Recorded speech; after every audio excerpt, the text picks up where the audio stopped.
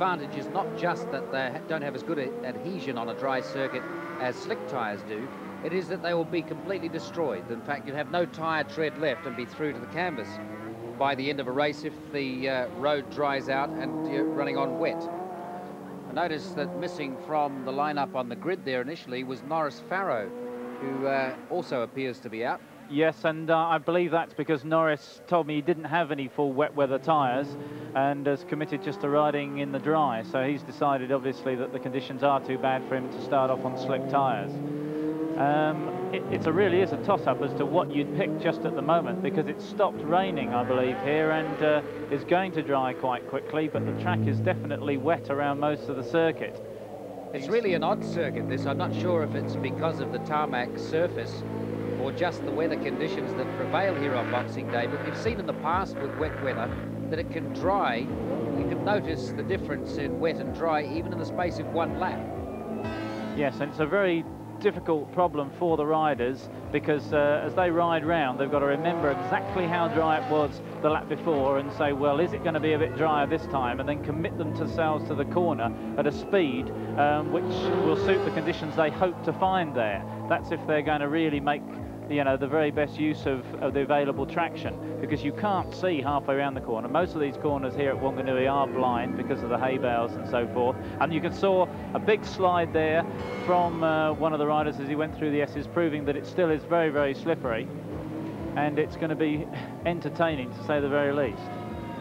I gather if you are having some disturbances on your television sets or the odd breakdown, it's because of electrical storms around the area. A lot of thunder and lightning around here at the moment, but we're hoping that it will all hold up until the end of the race anyway. The last race on the program, the third leg of Formula One. Gary Goodfellow, the man who went so well in Hamilton and was certainly one of the most popular picks for this series, has really been quite disappointing in this Whanganui circuit. He's had a bad day. In practice, he got 3 laps in before he crashed, which wasn't his fault. Somebody ran into him, and things have just not gone right for him most of the day. Gary Goodfellow from Vancouver, the expatriate New Zealander, former motocross rider, and on the outside of the front of the grid. And next to him is Bobby Dean, and he'll be on a production bike, I think, with production tyres, quite possibly. And we've already seen how hard he's prepared to push things in difficult conditions, so he's obviously going to be a threat. And Craig Trinder on the front row on the RGB Suzuki, he's presumably got the wet weather tyres. We just saw him changing before the start to put wet weather tyres on his bike. And there goes Richard Scott. You can see the black and white Matic team leathers as he moves to the front of the grid. Presumably he's changed as well, but it really is a bit of a lottery as to which tyres to choose in these conditions. Lined up now on the grid proper. I think Gary Goodfellow's actually got a problem. The Suzuki sounded like it was only running on 3 cylinders when he came out of one of the slower corners. And he's obviously a little bit concerned about it because he's been looking down at each side of the engine for the last few moments. So I gather they had some hassles between the basic production model bike, which has a rev limiter on it that cuts out 2 of the 4 cylinders at 11,200 revs. And when you convert to the modified version, you can allow it to rev without that limiter to 13,500 revs.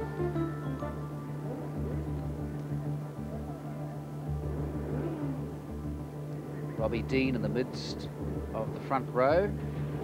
Craig Trinder on the front there as well. Roger Freeth on the inside. A big sprint. Down to the first corner. Let's see who gets there first. Everybody's going to be just a little cautious. Gary Goodfellow has gone out to the lead. Roger Freeth behind him. Robbie Dean it is, in fact, who cuts across Roger Freeth. Gary Goodfellow leading it. Robbie Dean right behind him. Everybody feeling their way, though. Now it's very, very tricky conditions, and it's a brave man who sticks his neck out, but there goes Robbie Dean. As he suggested, he's prepared to push things right to the limit in the difficult conditions. He's already had 1 slide. Goodfellow, a big slide. He's offline going into the corner. Goodfellow runs well, well wide, loses a lot of ground, and is lucky not to be collected by one of the other riders coming through. So Dean leads. Freeth in 3rd place. John Marsh there, number 26. lap or two to get things sorted out, to establish the order when the front bunch run away from the rest of the group. And Marsh also on a production Suzuki, so he's presumably got production tyres on, and that's an FZ750 Yamaha behind Freeth, again another production bike. A rather depleted field because also Des Barry's missing from this field along with Norris Farrow. 38, Robbie Dean, our race leader on the production Suzuki. Roger Freeth, the National Formula 1 champion, up into second. 111 is Aaron Slight in third. And 26, John Marsh in fourth position. In fact, we've got 3 production bikes in the first 4. And the production race that I was in earlier, that these men also took part in, had variable conditions, so they have a little bit of advantage. They know how this track is performing in the slippery conditions. Roger Freeth very tentative at this early stage, obviously finding where the limits of adhesion are for that big machine. Aaron Slight through in front of him. But you can see him fighting for traction all the way. What he's trying to do is prop the bike up as upright as he can and squirt it, but Freeth is back into second place.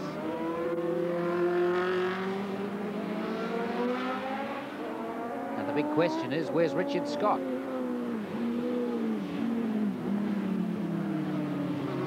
Heard from the pits that he may have gone into the pits for some reason, so perhaps it's not going to be his day completely after all. Roger Freeth considered second place. That's another thing that may be on his mind, in the absence of Richard Scott and Craig Trinder and Gary Goodfellow, who were up in the points. Roger Freeth is looking for consistency, and he doesn't really need to lead this race, certainly not at this early stage, to take a risk. And there is Richard Scott back out on the track. And he crashes. Lost it. A slide into the barrier there, and Holden went down as well. Holden followed Scott down the road. They slid up the track into the hay bales. Both Scott went down first and Holden followed him.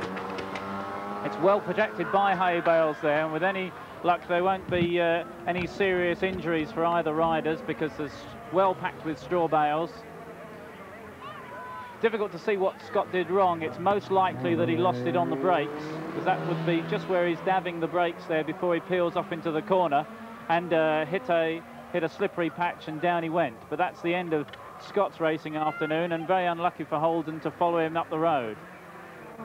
Just looking at it again, this is Richard Scott. And you have to watch for his right hand there, which will reach out and touch the brakes. Probably there he does, touches the brakes. Watch the front wheel peeling off already into the corner. He's still got the front brake on, and now it's starting to come round. It's the back end that's gone, peculiarly enough. Must have touched the back brake perhaps. It certainly looked like it, because it was the back end that slid and came back suddenly and kicked around, and there was nothing that Richard could do about it. It's getting away from it. The only unfortunate thing is that then Holden goes down behind him. The bike that's right behind Scott gets through as Scott slides into the fence. Number 34 gets through, but Holden went down as well and slid in after Scott. And that's actually Holden's bike, number 1, that you see coming back into frame there as he followed him down the road. So that's 2 of the top men out of this race. So a sadly depleted field now, looking for the race leader, whom we assume is still Robbie Dean, unless Roger Freeth has got in front, and he hasn't. It's Robbie Dean, Roger Freeth. This is the section where Scott crashed, but they're safely through. Freeth chasing Dean. And Aaron Slight in third place, right up on Roger Freeth. Absolutely treacherous conditions. Dean had another slide then, leaving the traffic island. If Roger Freeth can hold on to that position, that's going to take him away at the end of the day with the points lead.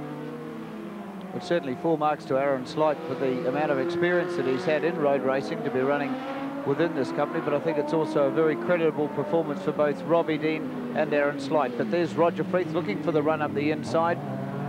He's probably racing for points rather than places at this stage of the game, although there's a considerable amount of prize money at stake, and Roger's certainly never been one to let that go. But Aaron Slight takes him right round the outside there, getting a good smooth drive out of the right-hander and heading up toward the railway lines once again. Freeth takes it back again under acceleration, and it's still 38. Robbie Dean from Tauranga on the Suzuki that leads the final heat here at Whanganui in the Deans+Motorcycle series. The first two having been won by Richard Scott. And these three really outpacing themselves from a very sadly depleted field, one which we've always seen almost packed to capacity. Aaron Slide having another go at Roger Freeth, gets through, but Freeth's got the better line as they come up through the back markers. Here's Robbie Dean, Roger Freeth behind him, Aaron Slide falling back into third, Alan Delatour there being lapped.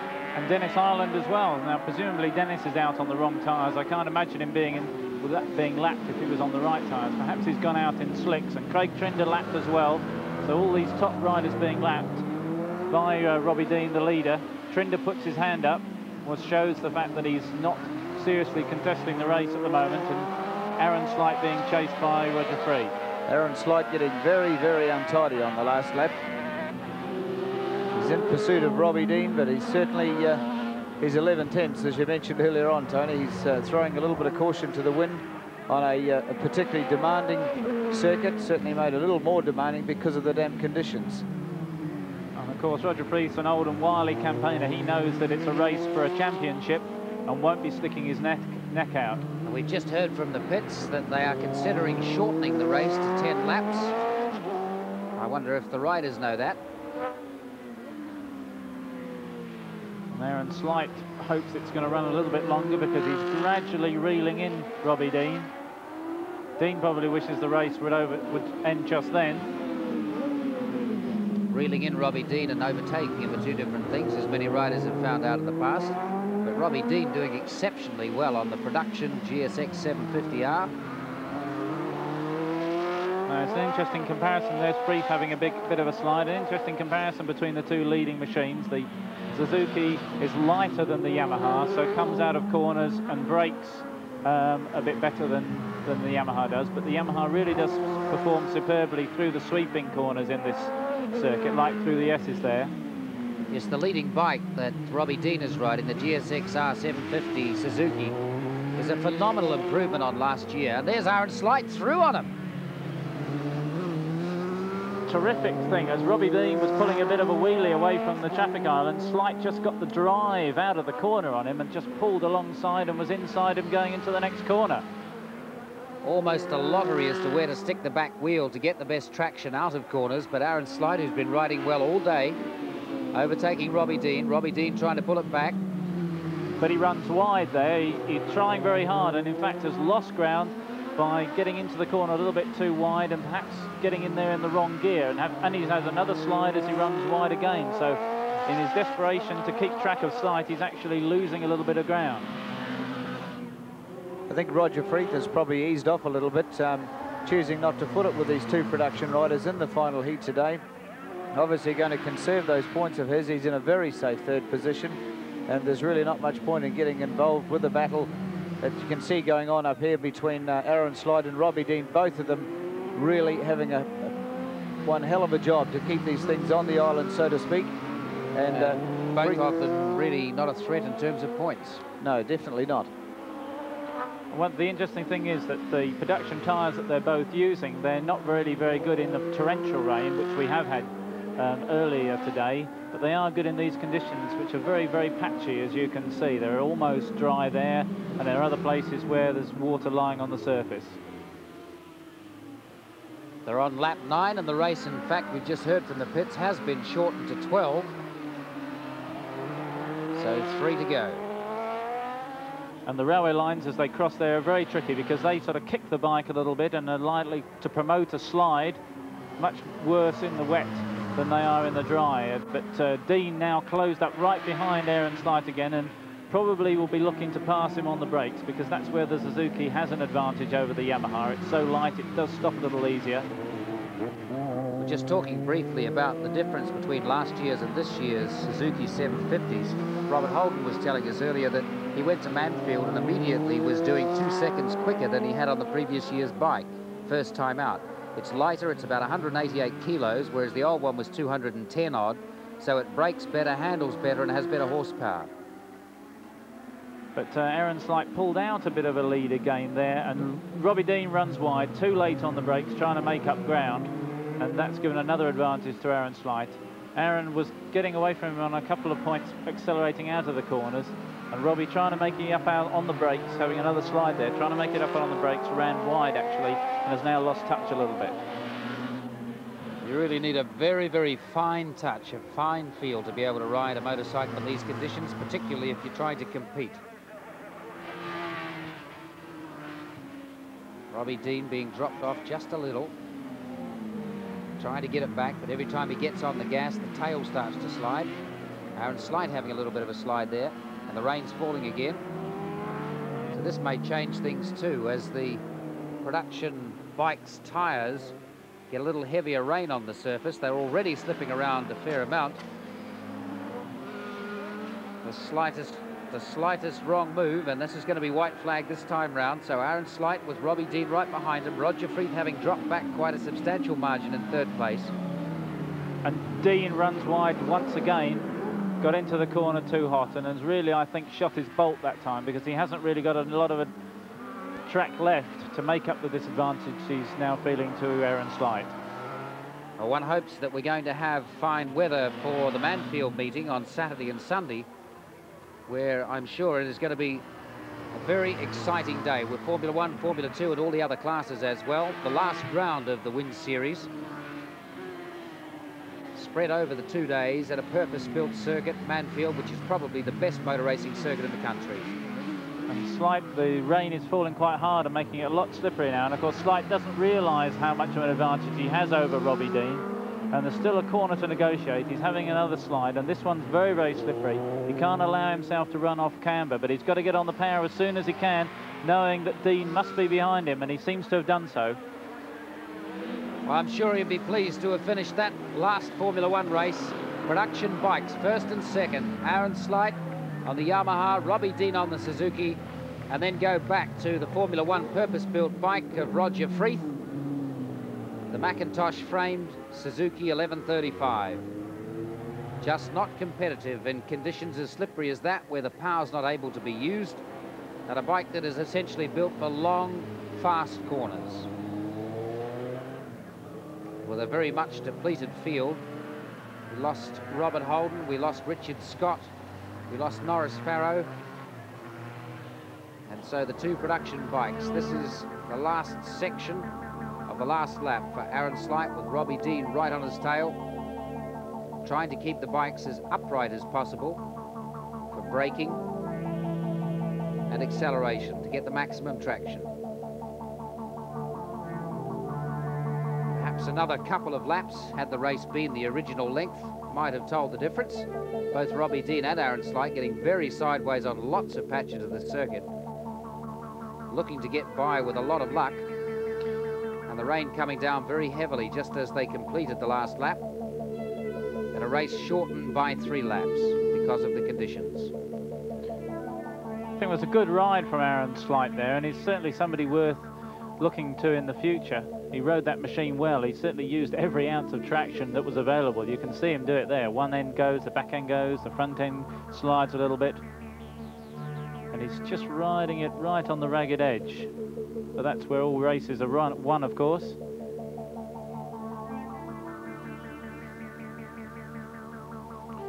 A really good ride from Aaron Slight, and another good run from Robbie Dean. He keeps picking up the points in any sort of conditions on any sorts of circuit, and I'm sure he's going to be looking fairly good by the end of the series. So the way the race finished, Aaron Slight first, Robbie Dean second, Roger Freeth in third place for the third Formula 1 heat of the day. We'll be back a little later in the... We start leg 2 of the senior production race. Again with the top class field in here.